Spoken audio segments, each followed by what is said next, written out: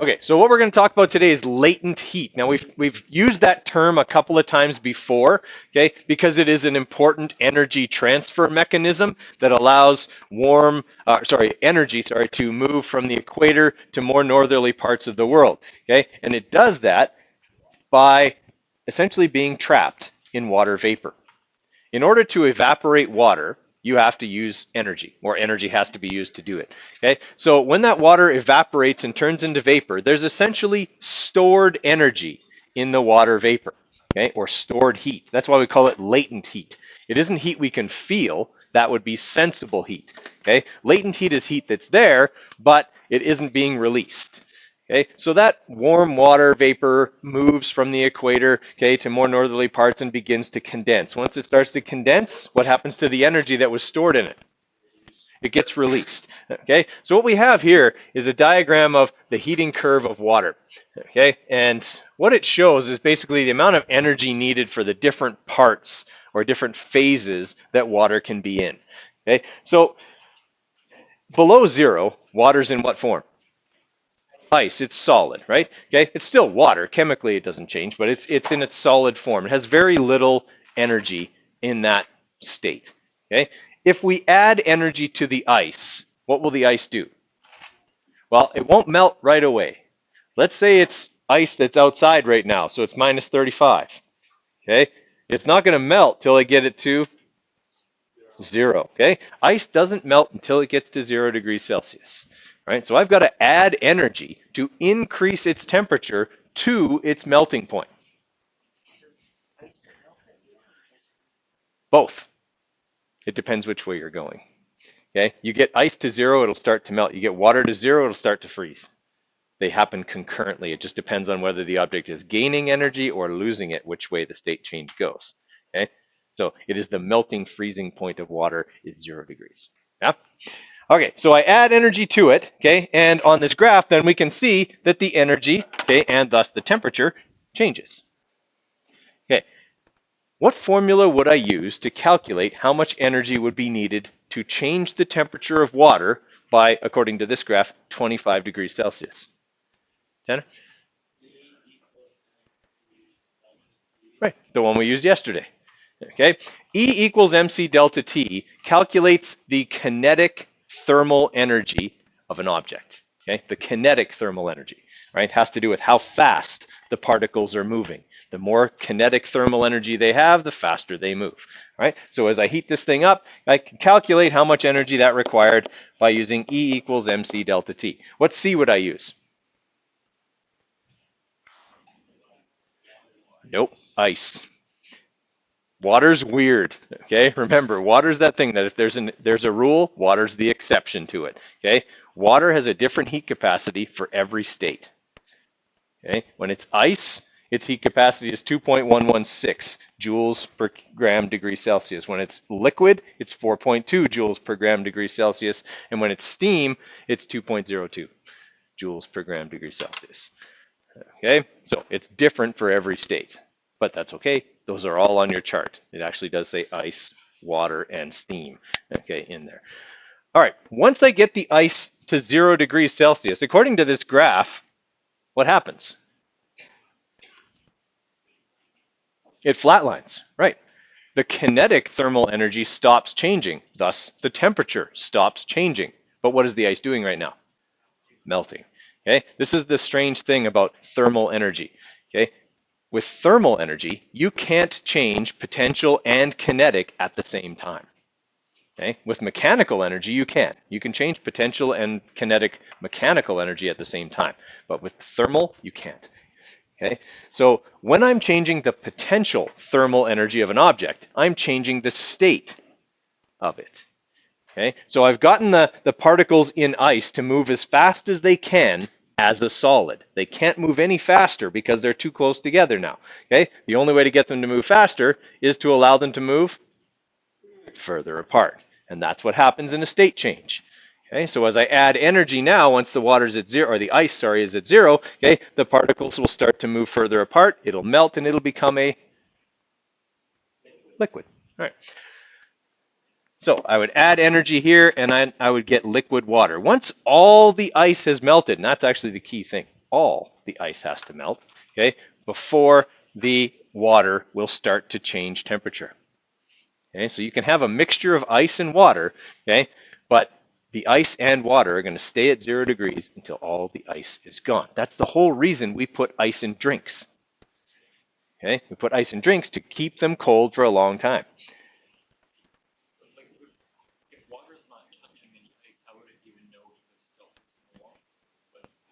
Well, it's not about knowing what that's, yeah. As long as you keep it agitated, it will stay.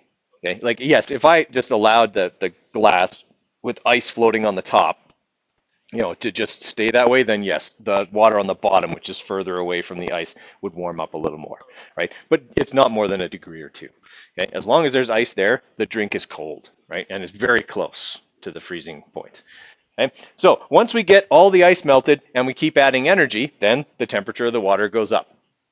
Okay, now we add this energy. It doesn't look like, do we need to add very much? Like this is the energy we're adding here. Okay, we didn't have to add very much energy at all to heat the ice, did we? Right? We had to add quite a bit though in order to melt the ice. Okay, to heat the water. Okay, well, a bit. I mean, we had to heat it 100 degrees, right? It had to go from 0 to 100 here, right? So we added a bit of energy. But look at this. How much energy is needed to boil off all that water? A lot. Like it's the biggest part of the graph by a significant margin. Okay, it takes a lot of energy to evaporate water. Okay, to turn it into a vapor. This is that energy that gets released when the water vapor, condenses back into liquid water and precipitates. Okay, that's where all that energy from the equator comes from. Okay, it comes up in that water vapor, comes to here, the water condenses, and we get this huge energy input of latent heat. Okay, does that make a little more sense now that you see the graph? Yeah. Tanner.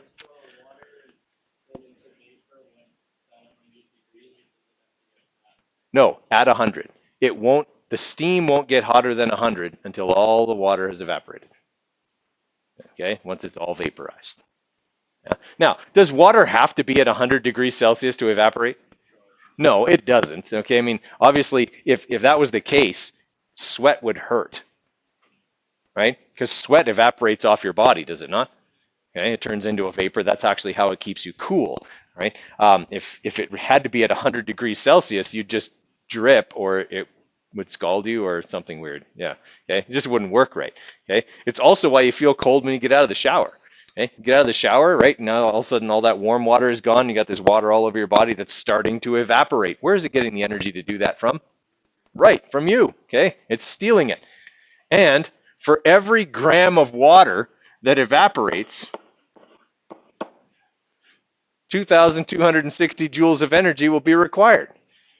It cools you off in a hurry. That's why sweat works so good. Okay, as sweat evaporates from your body, you feel a lot cooler because the energy to evaporate it came from you. Okay? Now, if you just lay in the sun and sweat, does sweat work very well? Move around, does it work better? Yeah, you move through the air, it evaporates a little more quickly, you feel a little bit better. Or you sit in front of a fan, okay, putting the fan on you makes you feel cooler because it helps to evaporate your sweat more quickly. Okay, because really, it's not blowing cold air on you. If it's just a fan, it's just blowing the hot air onto you. Okay, but it's helping you to evaporate the sweat, which makes you feel cooler. Okay, or on a hot day, you just soak yourself with water and you feel better. Okay, well, as it evaporates, right, you're going to feel cooler because it takes the energy from your body to do it. All right. Okay, so is that sort of making sense what latent heat is? Okay, there's two different kinds of latent heat. We've mostly talked about this one, okay, which is the latent heat of vaporization. But there's also a latent heat of fusion. That is the latent heat involved in melting and freezing. Okay.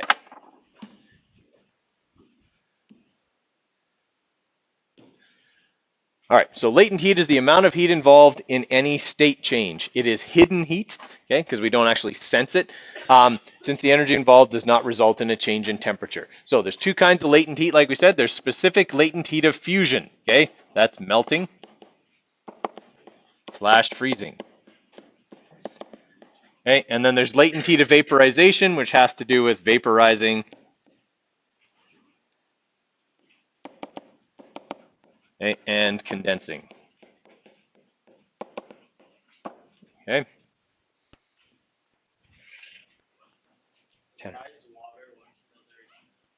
Well, actually, any material has a heating curve that would look similar in shape to this. Most of them would anyway. Okay, it's just where does the melting and where does the boiling happen, right? If we're talking about a metal, well, the melting point would be fairly high, probably several hundred degrees, and the vaporization point could be, who knows, right? Really, really high.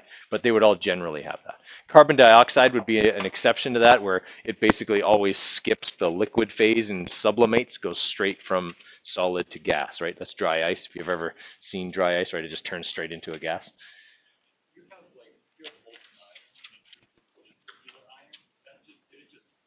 Yes. Well, yeah, it is freezing or solidifying. We use freezing with water just because water is so common, right? But yeah, technically, I could say that if I let liquid or molten iron cool, that it froze. We just don't usually apply freeze to other things.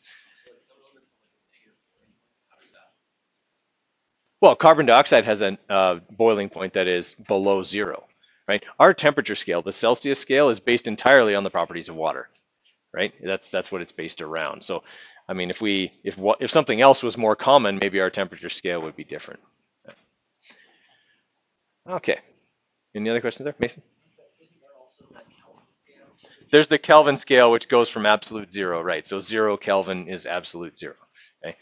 So Kelvin and degrees Celsius are actually the same increments. It's just where is zero is different. Okay, so a change of 1 Kelvin is the same as 1 degree Celsius. And they're equal in that way. Minus 273.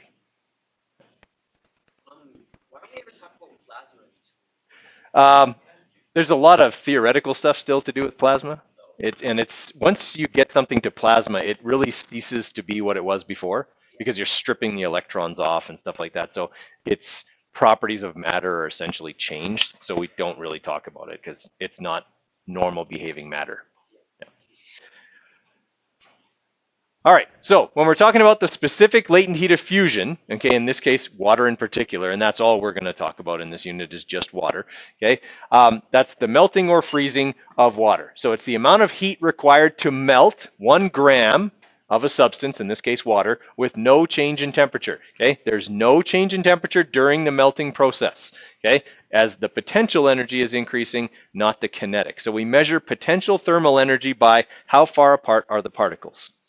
Okay, so when they're in a solid, there's essentially no potential thermal energy because they're right against each other. In a liquid, there's a little bit more because if I cool that liquid, they have the potential to do what? Come back together. And when they do that, they're going to release energy.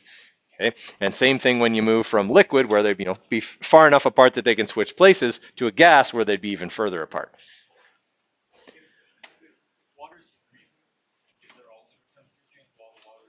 No, melting and freezing takes place here. Yeah, always at zero. Okay, so anytime there's a state change, potential thermal energy is changing, not kinetic, so there's no temperature change. Slush is the mixture of water and ice. It occurs at the melting point. Okay, that sort of makes sense. I don't know. There's another way to explain that, but slush is when the process is ongoing, right? It's kind of the transition between. Yeah.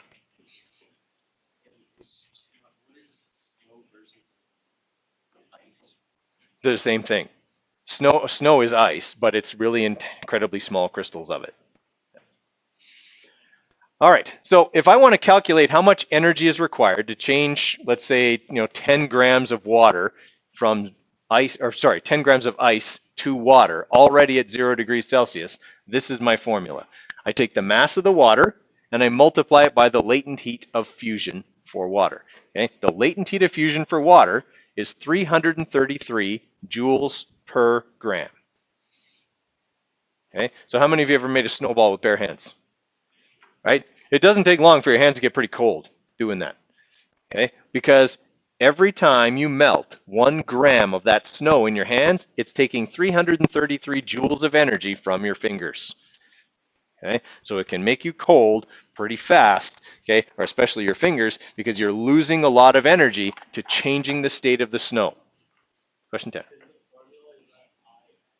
LF. So sorry, bigger. E equals M times L with a subscript F. So it's latent heat of fusion.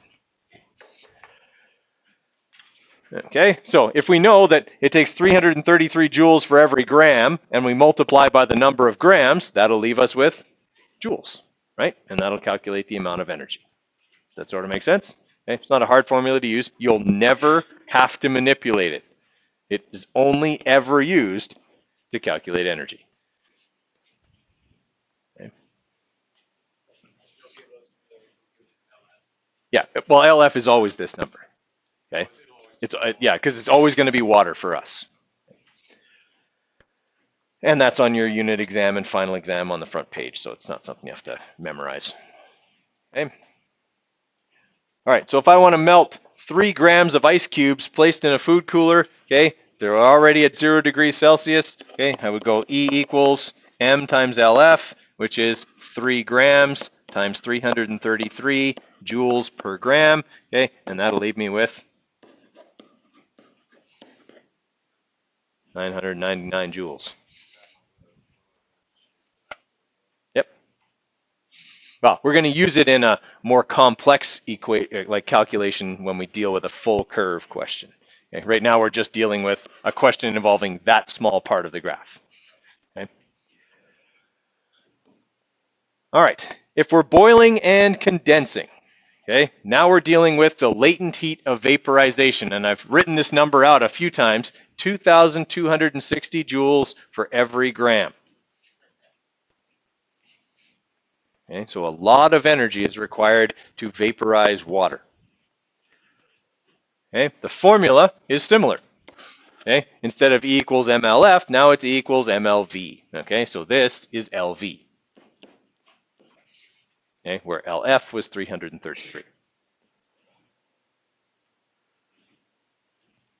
Okay, and because this number is so big, obviously that makes the vaporization part of the curve the biggest part of the graph.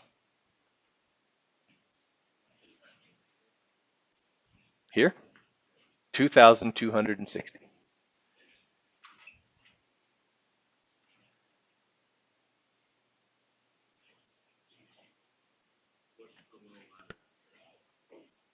V.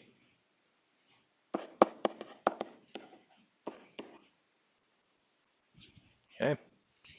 So where we're going with this is we got to get to the point where I could ask you a question like this. How much energy would be required to heat 100 grams of ice at minus 10 degrees Celsius into steam at 110 degrees Celsius? Okay, so I'll just write it down and we'll do it. Maybe we'll do this one instead. Because surprise, surprise. That was so fast. Yeah, I wrote it really, really quickly. Okay, so what I'm going to do, I want you guys to write this one down, and then I'm going to walk you through how we would do a question like this.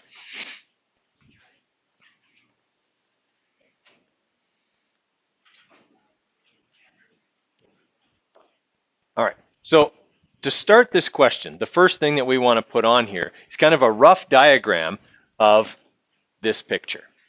Okay, of the heating curve of water. Okay, so what I usually do when I'm starting a question like this is I just draw this. Okay, I just draw that shape. That's generally what it is. The first flat part is at what temperature? Second flat part's at 100. Okay, so we're good there. All right, then what I do is I mark on here where I start and where I end. Okay, so I'm going to start down here at minus 15, and I'm going to end up here at 150. Okay, so how many steps are there to this question then? 5 steps. Okay, here are the 5 steps. I first have to heat the ice from minus 15 to 0 before it's going to melt. Okay, so that would be my first step. Okay, heating the ice from minus 15 to 0. My second step then would be melting the ice. Okay, my third step would be heating the water from 0 to 100. Okay, my fourth step would be evaporating the steam, and my fifth step would be heating the steam from 100 to 150. Okay, so there's 5 steps. Basically, anywhere where the line changes direction is the end of one step and the start of another. Okay. All right. We said anywhere where the line's going up, temperature is changing, so kinetic thermal energy is changing. What formula do we use at any of those steps? E equals mc delta T. Okay, so at this step here, I'll use E equals mc delta T. At this step here, I'll use E equals mc delta T. And here, E equals mc delta T. All right, what formula am I going to use to calculate the amount of energy needed to melt the ice? E equals mLF. And up here, E equals mLV, right?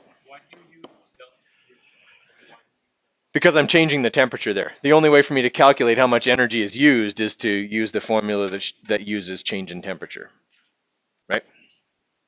All right, so now that I've diagrammed, okay, here's the steps I'm gonna have to do, then I start writing out the steps.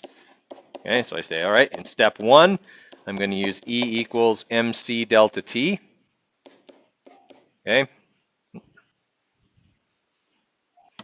Okay, so in step 1, I'm using E equals mc delta T, but I'm using the C for ice. Okay, so I usually just make a note of that. That's actually the most, well, it's the second most common mistake.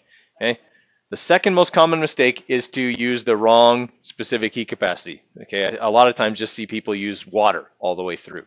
Okay, but we've already said ice, liquid water, and steam all have different heat capacities. All right, so that's my first step.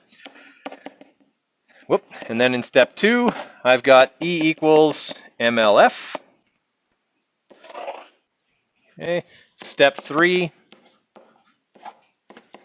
we already said is E equals mc delta T, but I'm going to use water on that one. Step 4, we said we're going to use E equals mLV. And in step 5, we're going to use E equals mc delta T again. But this time it's going to be for steam. Okay.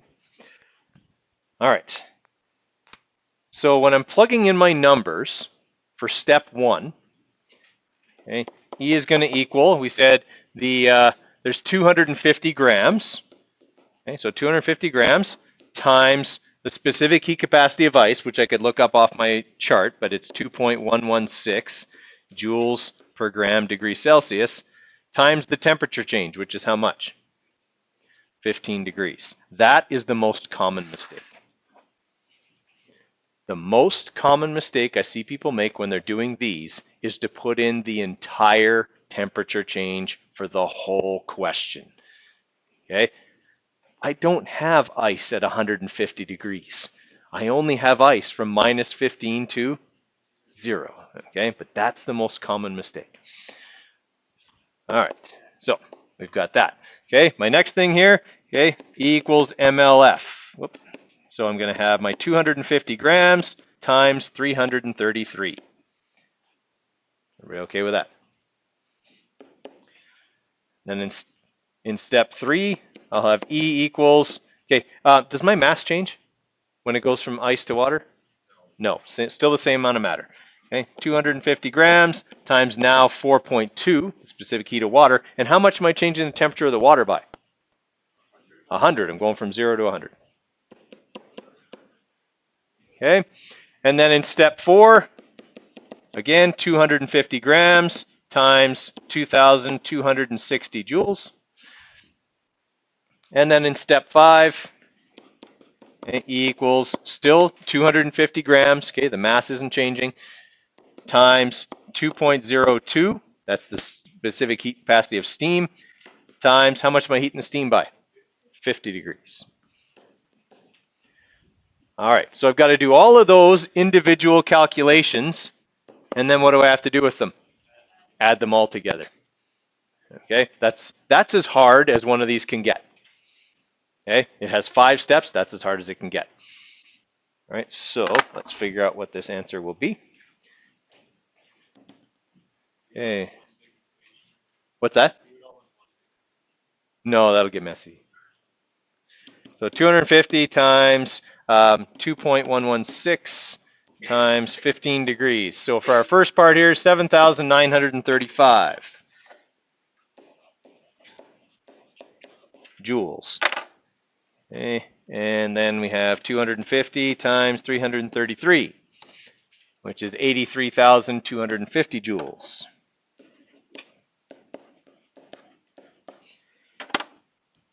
Okay, and then we have 250 times 4.2 times 100. So 105,000 joules.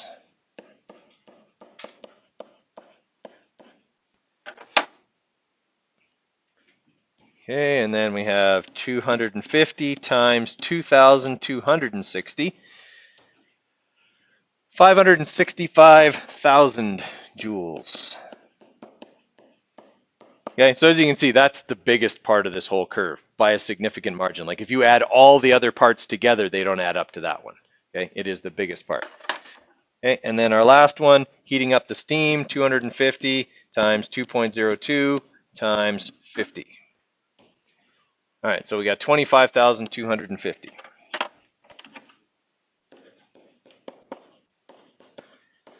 Joules. Okay, then we add all those up and we'll get our total.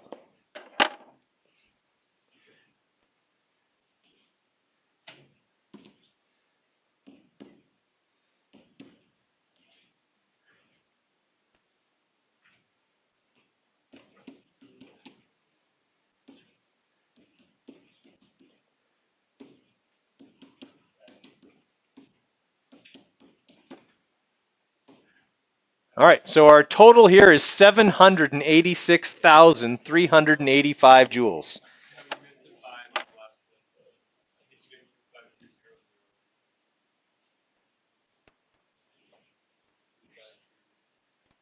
Oh, okay. Plus another 50.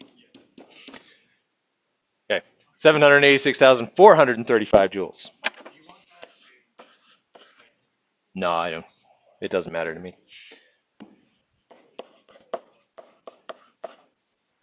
Okay, so here's the thing about these problems. They're all the same. All you have to do is identify the starting point, ending point, and get the steps. Okay, they're very mechanical.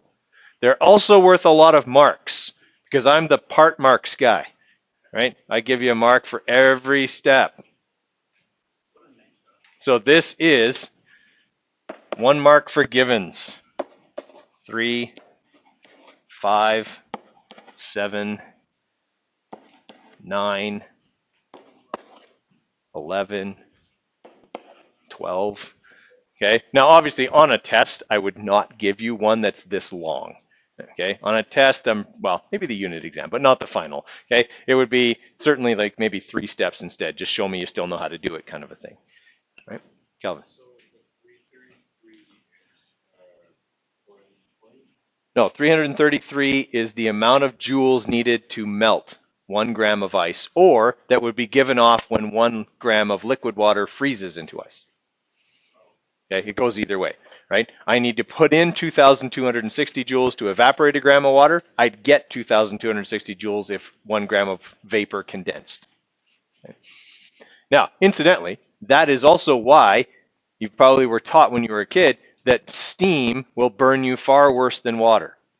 Okay, and most of the time people just go, well, yeah, it's hotter. Well, actually, that's not the big part of it that burns you really bad. Okay, steam doesn't really hold that much kinetic thermal energy compared to liquid water, right? It's the fact that if that steam hits your arm and condenses, all of the energy stored in it as vapor, all the latent heat, is going to be released as sensible heat onto your tissue. That's what causes the severity of steam burns. Okay, it's all the potential energy and latent heat that's stored in the vapor getting released. Not so much that it's 150 degrees. Yes, it's 150 degrees, but it also has all this potential thermal energy in it. Yeah.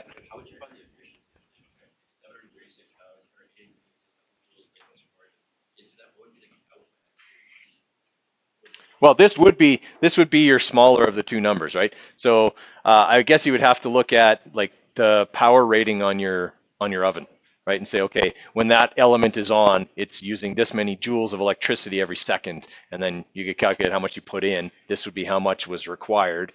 There'd be some gap in there because that doesn't account for the heating of the pan itself and stuff like that. But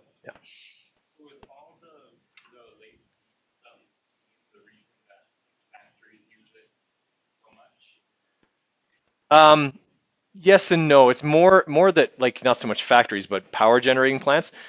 Steam, because as a gas can be put under pressure, it can be used to turn turbines more easily than liquid water, right? To make liquid water turn a turbine, you have to have a dam, right? Water has to fall from a high height over a turbine to turn it. Whereas steam, you can push into pipes under pressure and it'll turn turbines that way.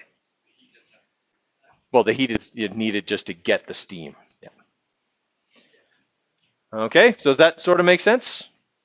Okay, probably could handle those.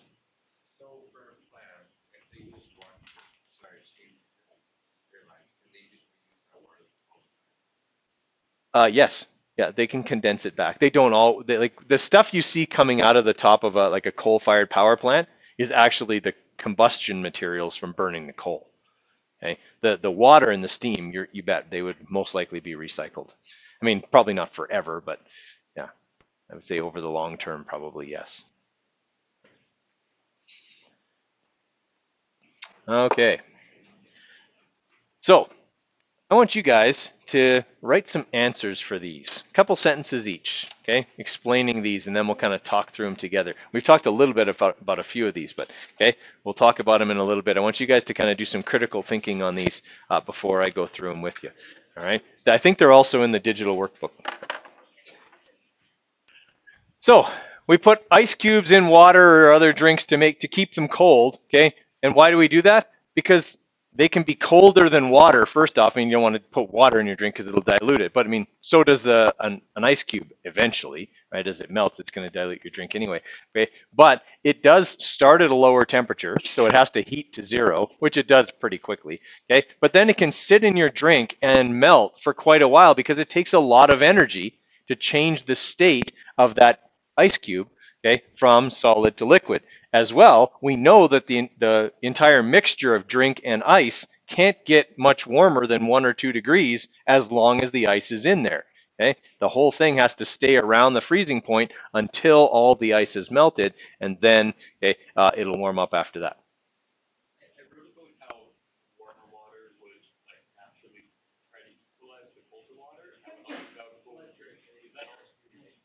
It would be. The problem is that you pour water in there, you don't get, it's not going to stay cold, right? Like you'll get it cold, but it won't stay cold. Because ice can stay in there and change state for a long time, it's going to keep the drink cold longer.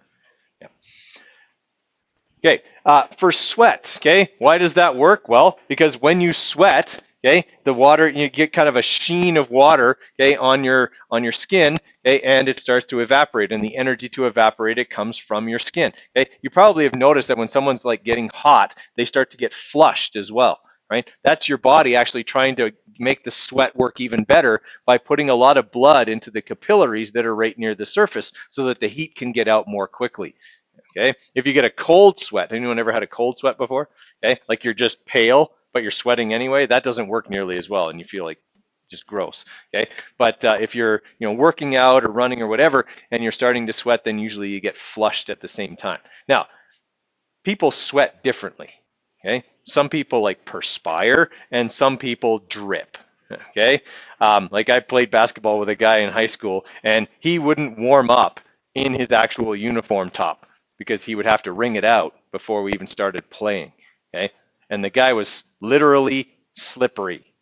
Okay, like if you tried to set a screen on him, he would literally slip off of the screen because he was just always covered in this slimy layer of sweat and it would just drip off of him everywhere.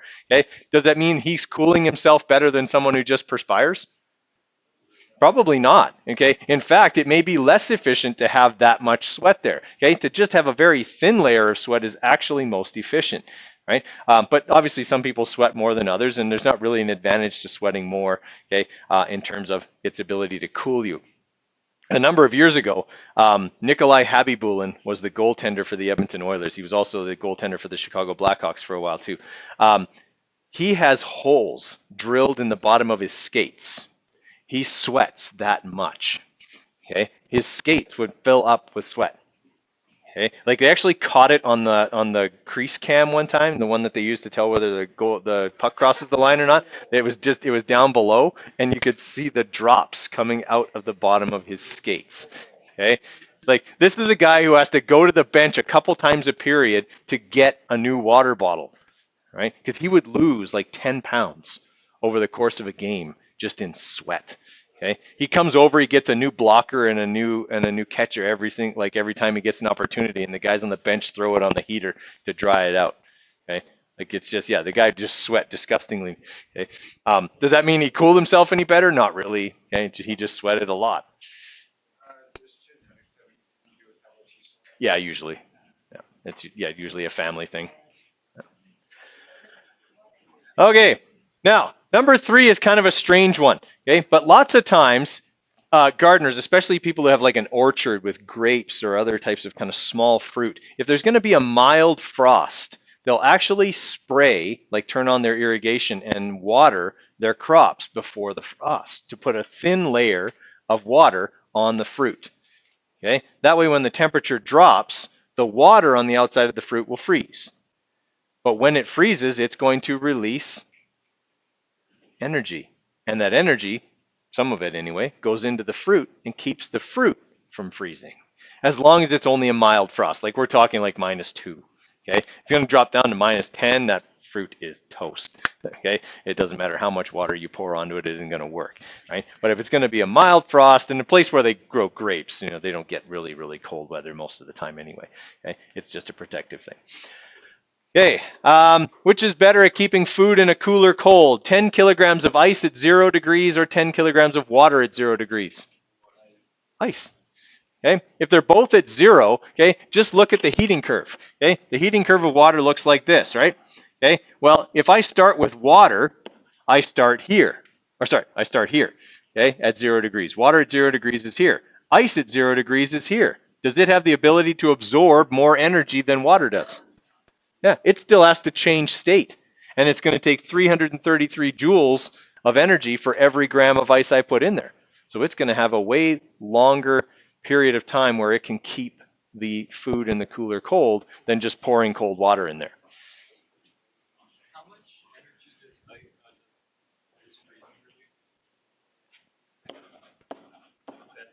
Yep, per gram, right? Okay. So for question number 5 then, how much heat is given off when 2 kilograms of water freezes into ice at 0 degrees Celsius? Okay, well, how many grams in a kilogram? 1,000. All right, so we're talking about 2,000 grams, okay, freezing. That means 333 joules for every gram. All right, that's why we're going to get 666,000 joules being released when that water freezes into ice. Okay, which is oftentimes why when lakes and stuff haven't frozen but it gets really cold, you see steam coming off.